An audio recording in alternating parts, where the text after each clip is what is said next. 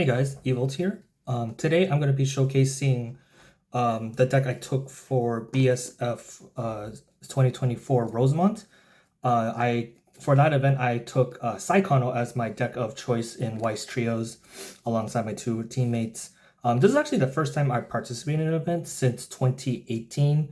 Starting 2019 onward, I started getting into the judging side of things, and once the pandemic has passed in 2022, I started judging full-time and didn't really participate in any regional events until just this past one. So I definitely walked into this event very not confident. I still kept up playing Weiss throughout the pandemic. I played Weiss at a more casual level, trying to experiment with different decks.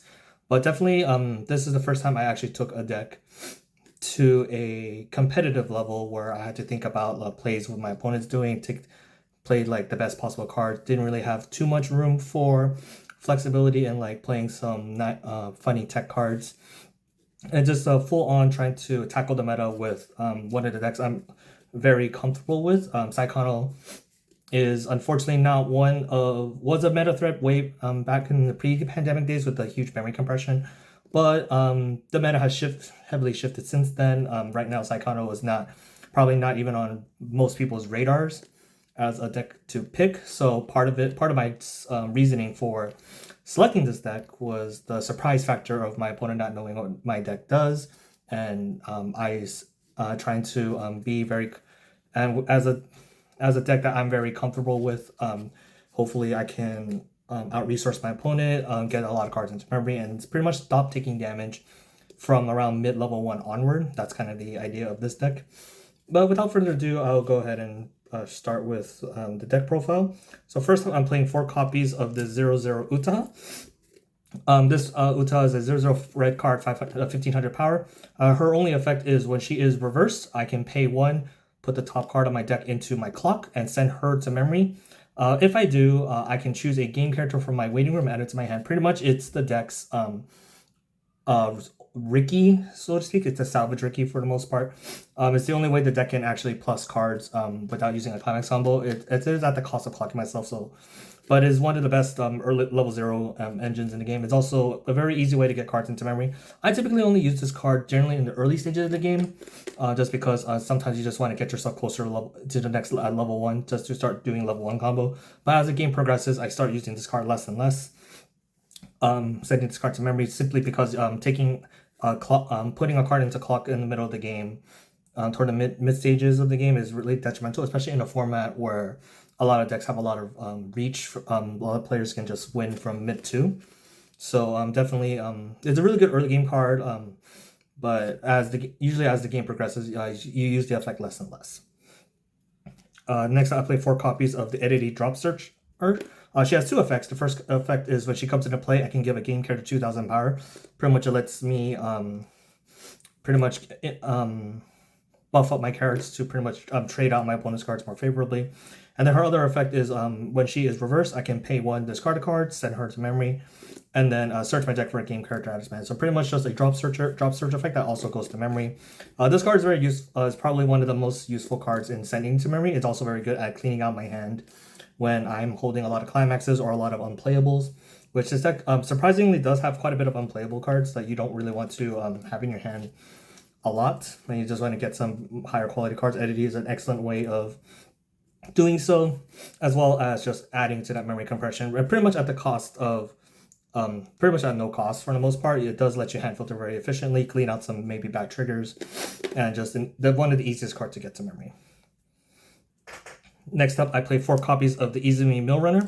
At the start of my opponent's attack phase, I can put the top part of my deck to my waiting room. If it's a game character, I can move it to any position in the center stage. And then its other effect is it can pay 1, send her to memory, and then if I do, look at the top 4 cards, up to the top 4 cards of my deck, choose a game character among them, add it to my hand. Pretty much this is the way for the deck to get out of really poor deck states. It gives the deck a lot of deck speed at the cost of 1 stock. And it's also pretty much the easiest card to go to memory. Just pay 1, send her to memory, and then perform the effect. A very, very good card. Probably one of the most important cards at all stages of the game. Just being able to be one of the best open starting cards to open with. Very good in the middle of the game, just to mill out a really uncompressed deck, and so on. So we're pushing into refresh, as well as adding very easily to the memory count as well. For the last cards that I'm running that goes to memory at level 0, I'm running 2 copies of the 00RR Megumi from set 3. Her effect is when she's sent from stage to waiting room, I may discard put a card from my hand to the waiting room. If I do, look at up to the top 3 cards of my deck, choose a game character from among them, add it to my hand. And then if I have no other green cards in my memory, this card I put this card into memory. This card is another way to get deck speed into the deck, as well as a free hand filter for no stock cost. It's also a free memory because I'm generally I don't put a green card into my memory until level 3. So getting this card into memory, getting the first copy into memory is like one of the easiest conditions to fulfill. So this round is 1 free memory, free deck speed, and free hand filter.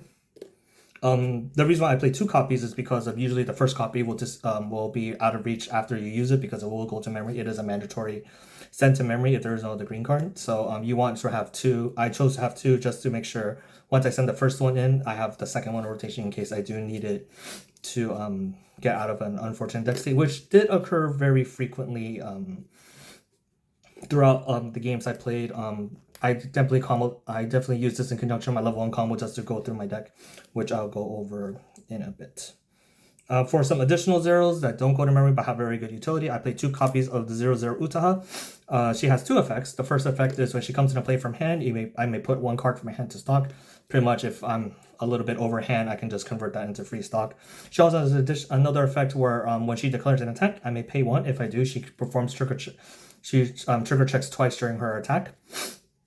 It's pretty much it allows me to pay out like climaxes I paid mid-trigger, or for some additional deck speed just to pay 1 additional stock, or maybe if I triggered like a card I do want in rotation in my waiting room for the next deck rotation. It's just an easy way to get a card out of my stock. A really good card, very strong. I did use this a lot. Let's maybe be more liberal with my stock actually, because Saekano's game plan does not require a lot of cards in hand. And its stock is very efficient, so I can be very aggressive with my stock usage and don't really have to recur too many cards in my hand just because the combo is so very efficient and light on hand. So I use this a lot when in the midst of my level 3 combo. I usually need to use additional effects to either secure a climax or just to summon out my level 3s, and this card just lets me get to the stock threshold whenever I miscount or overuse my stock a little bit in the middle of the game. Next up is 00 Edity. She has 2 effects. She has an alarm at the beginning of my climax phase. I may draw, if she's at the top of my clock, I may draw a card. If I do, discard a card. Pretty much is a good way to hand filter, maybe draw into some climaxes before I get to play climax.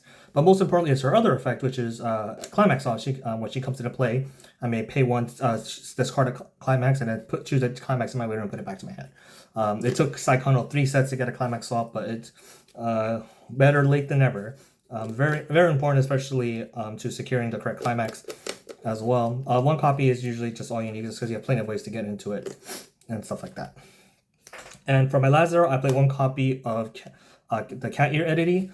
Pretty much, she has 2 effects. Her first effect is my other game character in the center stage gets 1500 power. This is cross turn, so it does protect some of my memory cards from getting minus powers just from like Shuna Brainstorm. I ran into an Alice Brainstorm, and it came up to protect Edity from getting minus 1k or minus 500. I forgot how much Alice gives. So it's really important for that. And then her other effect is it's a Hellman effect, which is I may choose a card from my hand, send it to a waiting room, and then put this card to my room if I do salvage any game character. Very important to is the only way the deck can salvage on demand during the main phase outside of triggering a door. Because playing a door trigger I can salvage, but that's during the attack phase.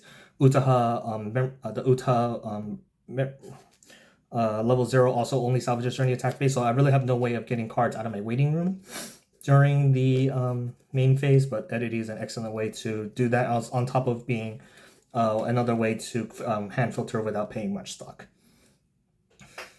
Moving on to the level 1 combo of choice, I am playing 4 copies of the Utaha level 1 from set 3. It is combo with a Bart, a Gold Bart Climax. I do play 4 copies of each. She has, so her effect is if I have 2 or more of the game characters, she gets 1,000 power. So she's effectively 5/5, 5,500 power. With Climax, she's 6,500. Her Climax combo is at the end of her attack. If I have 2 or more other game characters on my board, I may pay the cost, which is send the gold bar from the Climax area to the waiting room. If I do, look at the top 4 cards of my deck, choose up to 2 game characters from among those 4 cards and add them to my hand. Pretty much this combo, while you can only use it once per attack phase, it lets you get a lot of deck speed that Saekano really lacked during the previous set, as well as being able to, as a plussing combo, just get better cards in your hand. The issue with the combo from set 2 was that while it does snowball very hard with bouncing back to hand if you have a gold bar every turn, it doesn't actually add any really add any relevant cards from as you're progressing from your deck to your hand. Also doesn't really offer much deck speed, just to get out of like really gummy game states. I really like this combo a lot. It also, because you only need to field 1 combo, lets you be more aggressive in fielding your memory cards and sending them to memory, as opposed to having the previous combo, which is a bounce back combo. You have to try field that to get any sort of advantage. So really like this combo. This combo getting out of my deck at level 1 was just excellent. It got me out of really bad game states. Really happy about this card. Yeah, no. Next up, I am playing 4 copies of the level 1 Brainstorm. This is an assist. During my turn, it's assist 500 to characters in front. It is a tap self search Brainstorm. Pay 1, tap self, mill the top 4 cards, reveal the top 4 cards of your deck. For each climax, you may search your deck for a game character. And its last effect is a change effect. At the start of my climax phase, if I'm level 2 or higher, I can pay 1, send this card to memory, and then bring out a 2/1 level support from my waiting room. I'll get to that card in a moment. Pretty much, this package just lets me change from level 1 to level 2 to level 3, so I can always have my level 3 combo accessibly both in my hand and in my waiting room.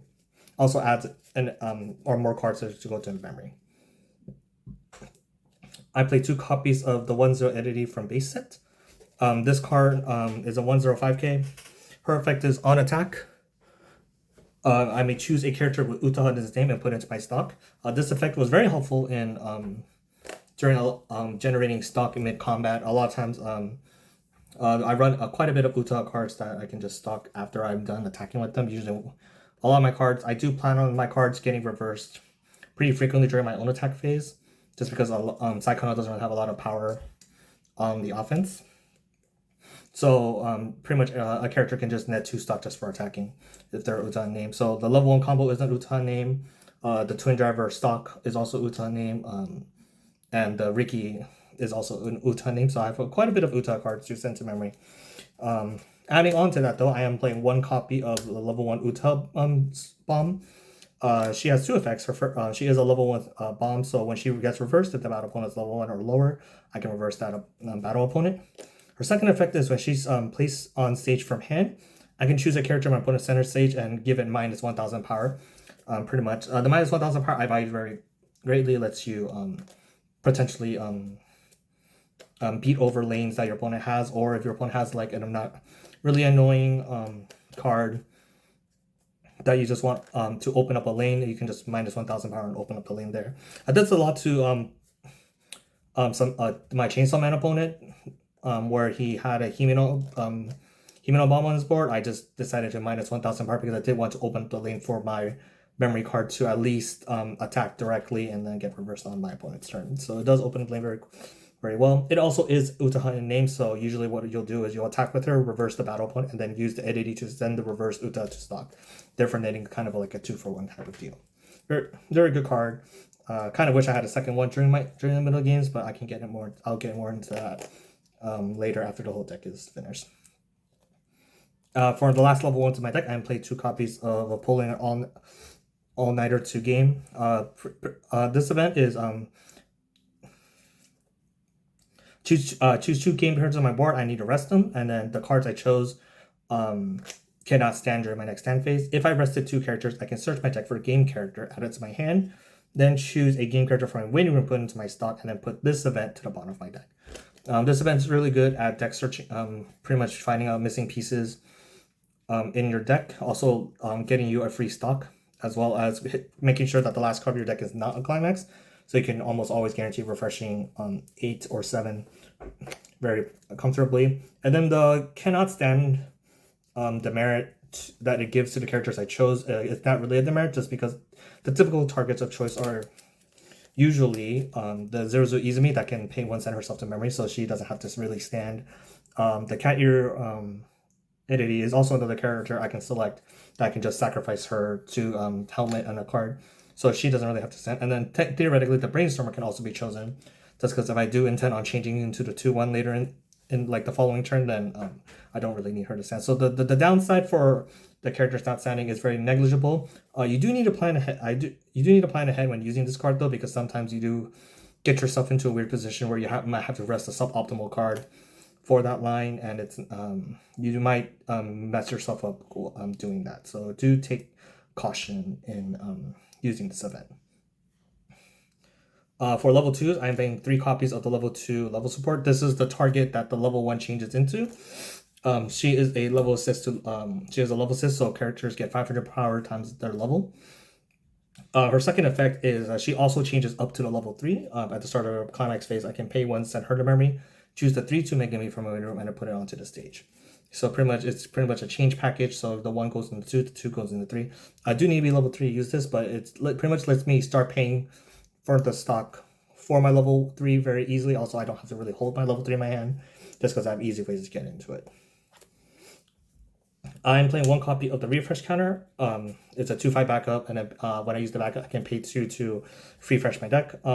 This was the counter I chose, the utility counter I chose to play in my deck over the deck set's anti-change counter, mostly because I'm less too worried. A lot of times I am ramming up my own board, and so the backup isn't really too important. But on this stages where game states where I do have at least 1 character on my board, I do like to have the refresh counter readily, just in case I triggered poorly or I do need to get out of the current deck. Or if my opponent's at level 3 and say I run into Chainsaw Man and Aki, even though if they mill on my climaxes, I can try to reset my deck and try to cancel the big hits as well. So it's just probably the best counter to use in this situation. Anti-change counter isn't too important in this format. I feel a lot of players aren't really early playing that much, and if they do, a lot of times it's pretty low value to try to anti-change out. Also, discarding 2 cards is something Saekano kind of doesn't want to do in this current state, just because you want, especially in a game state where I'm constantly reversing my own characters during my own attack phase. If I do try to even if I am able to anti-change, I might find myself in a situation where I don't have enough cards to attack my opponent. I do need to keep up the damage in the damage race, just because Saekano doesn't really have a way to cheese out my opponent, so to speak. Into level 3s, I'm playing the level 3 combo of choice I'm playing is a 3/2 Megami from set 2. It does combo with the door trigger. I do play 4 bar 4 door. Her effect is she has an effect based off of how many cards I have in memory. If I have at least 2 or more cards in memory, she gets 2,000 power on my turn, therefore becoming 11k, 12k with combo. If I have 3 or more cards in memory, she gets my opponent cannot use backups from their hand during this card's battle. So it pretty much as long as I'm over my opponent can't really stop her from reversing the battle opponent. They also can't play any backups.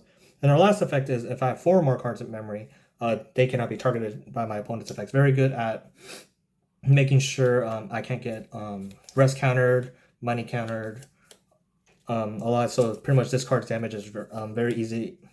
Will always goes through. Your opponent can't really defend against this card really reliably. They can't interfere with the card at all, so it's very helpful for that. She also, when she comes into play from hand or by the effect of the 2/1, I can heal, so it's just a generic healer. And then the climax combo with the door is when she reverses the battle opponent and the door is in play, I can pay 1, burn my opponent for 2. Not the flashiest level 3 combos I can do, but it is very consistent, very solid. And also with her ability to prevent my opponent from using backups. Just so long as I am either the same power or more, or just slightly over my opponent, I will always guarantee my climax combo. Because my opponent can't interact with it. It is with Tried Field, it is 6 instant damage. It'll be 3/2, 3/2, 3/2. Assuming I don't trigger. A very consistent way to close out games, but unfortunately it is not doesn't have a lot of reach if I'm like falling from behind. So definitely this game deck does want to try to spend multiple turns at level 3 just to try to secure the win. So you do have to take the game a little bit slow, or maybe push up the aggression on your opponent to rack up a little bit more damage. Because the closer your opponent is at level 3 with this card, the easier it is to finish the game with this. Other level 3s I'm playing 2 copies of the early play healer from set 1. If I have 2 Umber Climaxes in my waiting room, she gets level -1 in my hand. When she comes into play, she put the top card of my clock into the waiting room. And then when she attacks, choose one of my other game characters to get 500 times the number of other game characters on my board. So she pumps a character by 2k. So if I have a short power on the Megumi, I could bump her up by another 2,000 power, or if I need to pump up some of my weaker lanes, I'm able to do so. A very good card. Is the only early play healer in the set still. So I do have to play just to have some stability in level 2, just as well. And the last card, level 3 I'm playing is the 3-2 Uta from the newest set, Finale. If I have 4 more other game characters, she gets level -1 in my hand, so she can come out at level 2. If all my characters have the game trait, she gets 1500 power and hand encore. And then when she comes into play from hand, I can pay 1, choose a climax in my room, add attack to my hand. But it's another way to guarantee and add a climax. At level 2, I can generally just add the gold bar combo to try to plus more cards. Or if I'm already set up and for my level 3 turn, I expect to go to level 3, but I can always use her effect to secure the door early so that I don't have to go looking for it in the future turn. Very good card to have as a one-of to search and stuff like that. And that's the deck. This is the deck I spent, I want to say, about 2 months testing out. But the core of the deck was more or less here. It was just testing out specific ratios and other techs, as well as trying to navigate gameplay lines to deal with the current format. Those 2 months were a little rough. I did spend a lot of time losing a lot of games. Typically, a lot of times it was just due to Weiss, even with one of the games I had where I had about 7 cards in hand. I had 7 cards in hand, about maybe 7 cards in memory, and a pretty decently suppressed deck. I still took 7 when going straight to level 3, which kind of hindered the game plan quite a bit. So this deck is prone to variances like that, and you just have to steer and navigate from those game plans. And that's what a lot of my testing came down to be. At the end of the event, I did go. My team ended up going 3-4. But my own personal record, I did go 6-1 with the deck, losing only on the last round. So pretty happy with my results. Probably it's honestly my personal best, and I'm really happy I took this deck.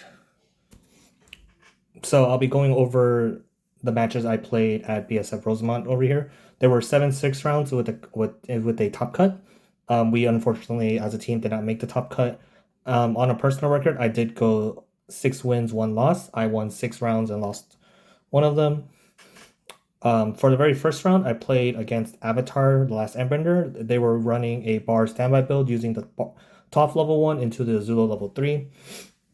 That game went by pretty smoothly. My opponent just couldn't deal with me playing a climax every turn, on top of I was reversing my own characters a lot to get the memory package going. I think I had 4 memory at the end of my first deck rotation, and by my second deck rotation, I bumped it up to 8.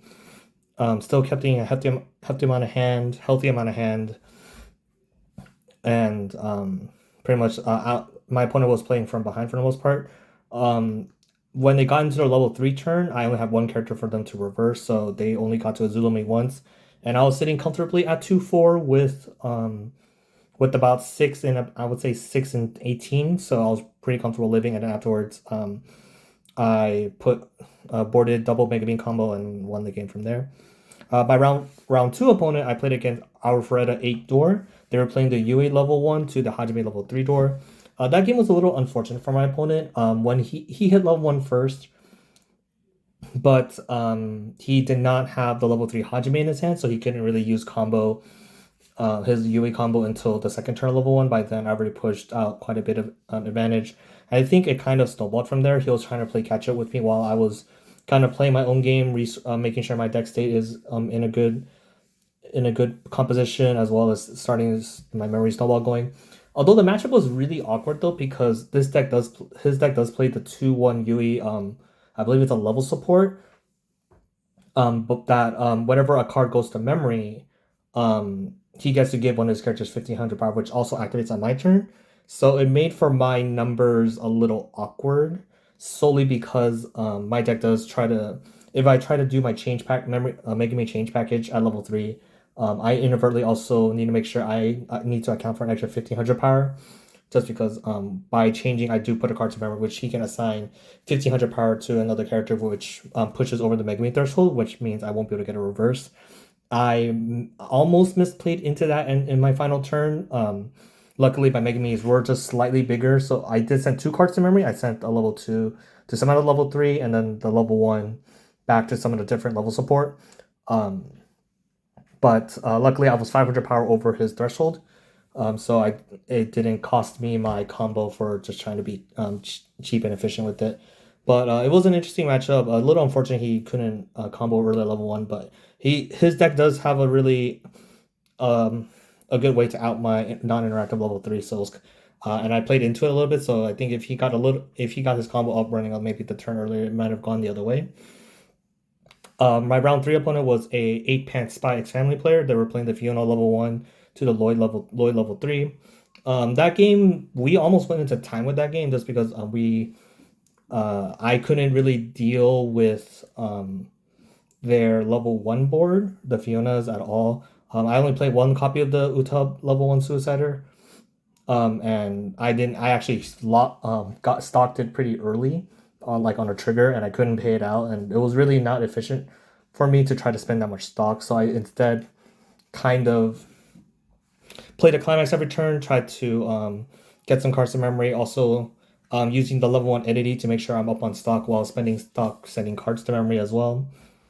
My opponent, then we were pretty much kind of playing a game of chicken. This game, I think, required me to get a really good read on my opponent's deck state. For example, at the end of their last Fiona, the way they kind of rearranged the top cards of manipulated their deck with Fiona's Climax combo, kind of telegraphed to me how I needed to play out my next turn. So what ended up happening was for like 2 turns back to back, I was using my level 1 bar combo. But instead of attacking with my level 1 last, thus getting maximum soul damage, I actually attacked with my level 1 first, using the climax combo to kill my own climax. Thus, because the gold bar is a continuous effect, but when I remove the gold bar, my characters also lose the 1000 power or 1 soul. So instead of swinging for 2s, my characters are now swinging for 1. And so I deliberately lowered my damage output. Also, I also cited the first Fiona as well if I attacked like my level 1 combo second. So I definitely am doing a lot less damage than I should be.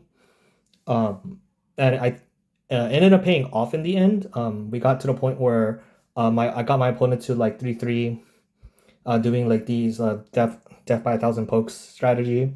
I was still sitting pretty comfortably at like 2-4 just because I did a lot of canceling, because by then I've probably racked up about 8 memory. And I did live triple Lloyd. My deck was very compressed enough, and I did have a low enough damage output, a low enough damage threshold to where I could cancel the 3s, take the 1, and then cancel the front for 3. At the end of that game, I did ask my opponent for the 2 turns. I did weird attack order with my climax combo if they did draw a climax for the start of the turn, and they did. So thankfully, by killing the climax, I was able to stick damage that my opponent was hoping to cancel. So a bit fortunate there. My round 4 opponent was a Chainsaw Man player. They were playing the meta build Himeno Stock Slow into Akibar. That game, I walked into that round expecting to fully get dumpstered on. Saekano doesn't really have a good matchup against Chainsaw Man just because Saekano's game plan is to compress a lot, but Chainsaw Man Aki combo kind of ignores that. If anything, they want their opponent to compress so their Aki Icy Tails can hit more climaxes. So it was a little bit of a bad matchup, a really bad matchup for me. I practiced the matchup a lot, and in the 2 months I tried testing, I just couldn't find a way to win this matchup, like just at all. I tried like multiple different things, like maybe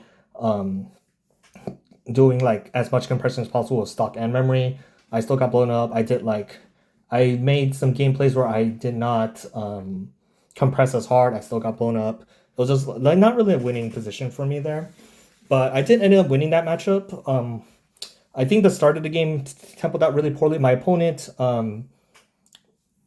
first turn he, oh, I went first, so I attacked one character, and then he, on his following turn he played three characters, Himeno comboed, and then revealed he triggered a two soul, and then on his Himeno combo also like revealed I believe it was a bar. So it was about three climaxes out after his very first turn, and he didn't really go through his deck that much. So I stayed at level 0 that turn. I actually stayed at 0-4. I actually double canceled that turn. So I opted to play 3 zeros, 3 cards that do go to memory when they get reversed. And then played a door. Just to kind of hope that my opponent is out a lot. He did show me 3 at the end of the very first attack phase, so I think I took that strat, and then I did push him pretty far deep into level 1. He I think it was like 1-6 at the end of that attack step. And then like and then his crackback turn, he didn't really push me that hard. I only went into probably 1-2. By then, he also opted to not get Himeno Bomb to deny my memory cards at the time because I think he needed to find other cards. And then from there, we kind of go into a little bit of back and forth. I am taking a little bit more damage just because Chainsaw Man has a very good restability tool, the ability to restabilize in the middle of the game. His pretty much the last turn before before I won the game, he got into a situation where he had two gold bars in the 3-card deck. He opted to Himeno Brainstorm, trying to kind of go into the new deck, and his Brainstorm milled another climax. So he refreshed with 5. In his 2-hit, he revealed another climax. So now he only has 4 in deck. He plays a Stock Soul with his Himeno climax combo. He reveals 2 more climaxes, so now he's down to his like last 2. And then in that attack phase, he triggered one more. So he only has one climax left in like I want to say it's like a 15-card deck.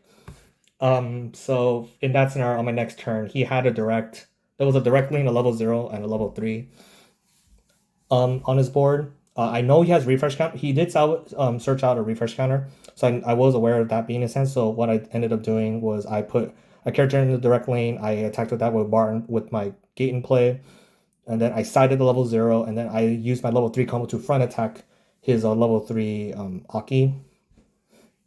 And then because Megumi doesn't allow backups, he can't play his refresh counter, so his refresh counter was completely useless to try to get him out of that deck. And I did manage to win the game from there. Took a little bit of luck, quite a bit of things in my favor, but I'm really happy that I got out of that game with the win. Round 5, I played against another Spy Family player. It was 8 Pants, Fiona Lloyd. After my first encounter with that deck in round 3, I was a lot more comfortable with that matchup. My opponent also didn't triple Fiona at level 1. I talked to him about it after the game, and he as a player doesn't really like triple Fiona that often, which helped me out a lot just because it gave me options to pretty much win a lane and also play around the Fionas. That game kind of ended up pretty similar to my round 3 opponent. I got into a scenario where I was really compressed. Lloyd just couldn't output enough damage to break through my compression. For round 6, I played against Azure Lane. They were playing the 8 bar build. They were playing Shimakaze level 1 bar to Shinano level 3 bar. That game was it's quite scary. He opened cats. I managed to cancel quite a bit. I dealt with the cats. We got into it, and then I think we each spent 3 turns at level 3 because I lived his Shinano combo because he couldn't, he was pretty out of climaxes by the time he used Shinano combo, so he was kind of doing it just to get into his new deck.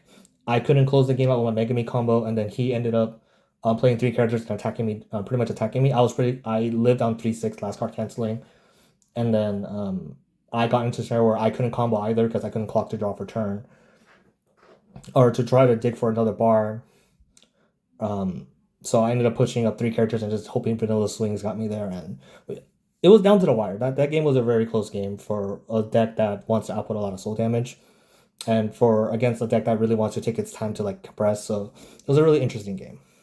I definitely felt very happy winning that game as well. And then my last round opponent against Sword Art Online, they were playing Alice, the old Alice Silica build. This is with the restriction of double Alice at 2. That game went. This was the game I lost. This was one loss I had the entire day. That game went very poorly, so to speak. My opponent got both Alices up on the board. He was at 1-1, so I was already playing on the back foot from the very beginning game. I still came very close to winning. Did get him to a pretty deep into level 3, but the resources he got from Alice just being unrespondable, and he got multiple turns of Alice off. I just couldn't resolve the Alices, so I was just constantly losing every turn, losing lanes every turn.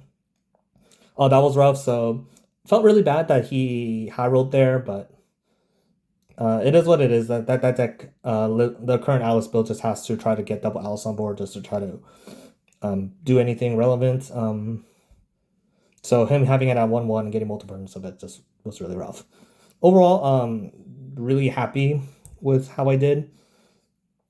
My matchups for the most part weren't easy, considering that I am taking Saekano as a deck. Probably, I think the only matchup that was relatively fair is the Arafuda deck.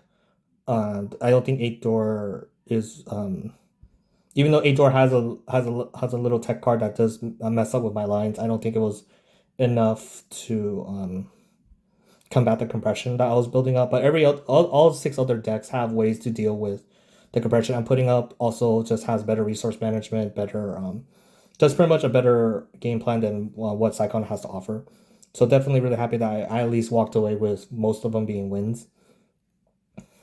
Yeah, so I'm pretty happy with the results. Unfortunately, my teammates were extremely unlucky during the tournament. I pretty much one of my teammates actually consistently lost the game at 2-1 with a very compressed deck.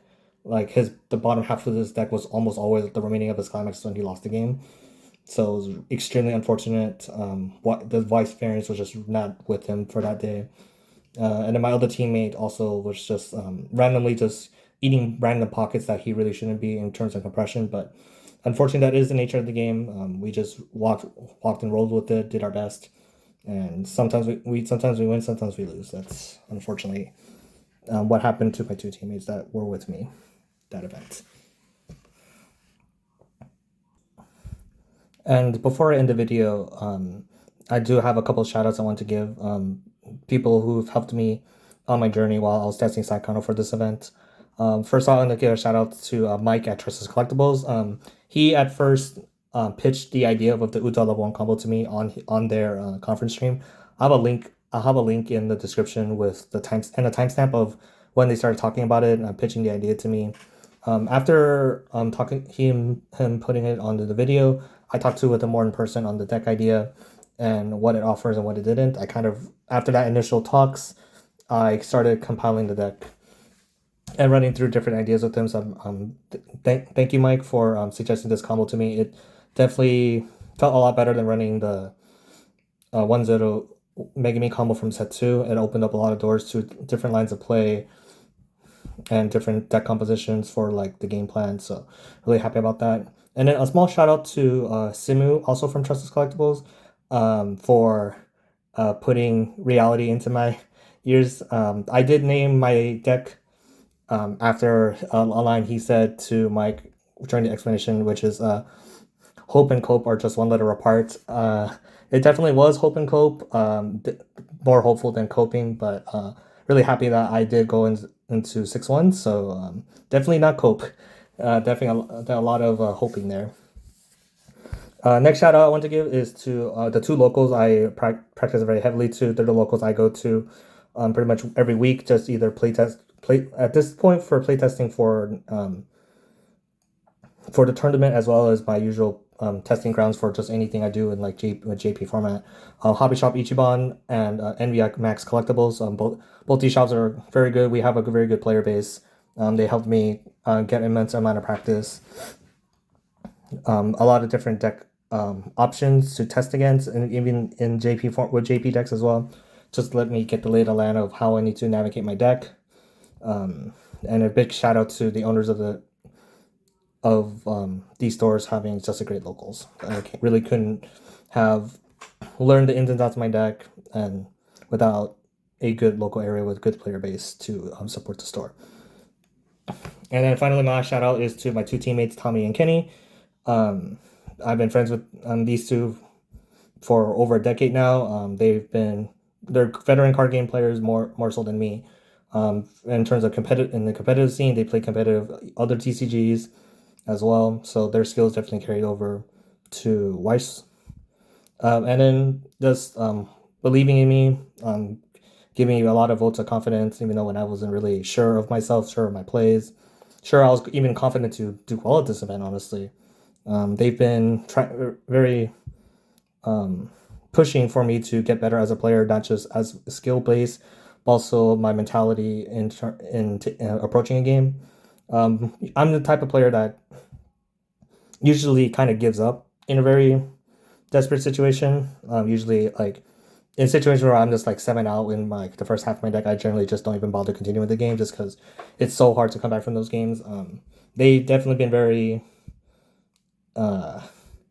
grilling me on that type of mentality. Like that's something I just need to get over. We did have some huge back and forth debates about that. Both of which did annoy me a little bit, but honestly, ultimately did help me grow as a player. A lot of the things they told me all those years ago, honestly, actually happened at the event. The entire event, I actually was in a pretty good had a good mental state. Very little things bothered me. Like even some of the games, I went straight to from 0-4 to 2-0. And usually in those game states, that's when everything usually starts falling apart. Funny enough, during those events, I still kept my cool, played through my outs. I up until the tournament, honestly, I just never understood what they meant by just you just gotta play through it. Because my mentality at the time was just, how can I play through something that's just like if the RNG is just completely against you, there's really nothing you can do to play out of it. And this event definitely proved that I could play out of it. A lot of times I did run into bad RNG as well in the middle of the game, and then I just simply played out of it. Some of the reads I did was just like flashes of inspiration that they've explained to me that you just randomly get as you play more, see more of the game. The most evident one was during my Spy Family games, where, as I mentioned earlier, like whenever my opponent did Fiona combo or did their Fiona top check manipulation, just watching them manipulate their deck gave me like the flashes of inspiration of, okay, I think I know whether that the three cards they're rearranging are clean or whether they just put the climax at the perfect cancel spot. Just things like that just got me. It just like clicked on me during the tournament. So again, good shout out, big shout out to both Tom and Gideon for being amazing teammates. Unfortunately, in another world, we actually could have made top 8 with our friends that did win the event. So hopefully for next time, we'll be able to do better. Hopefully finally make it to the top. And yeah. And that's about wraps up this tech profile. Hopefully you guys enjoyed it. Enjoyed seeing how the deck ran during Chicago. Really and seeing like the deck perform. I would say the deck definitely was a weird choice to take for in the current format that we're in, but I'm really happy I took take it. Spent the time grinding in the deck, making sure I know my plays, etc. Hopefully I can do better. I do plan on doing judging mostly for the singles format, but just for playing with friends, I do plan on probably playing the trios format a little bit more. Hopefully, if we have a trios format next year. With that being said, thank you guys for joining in, and I'll see you guys next time. Bye.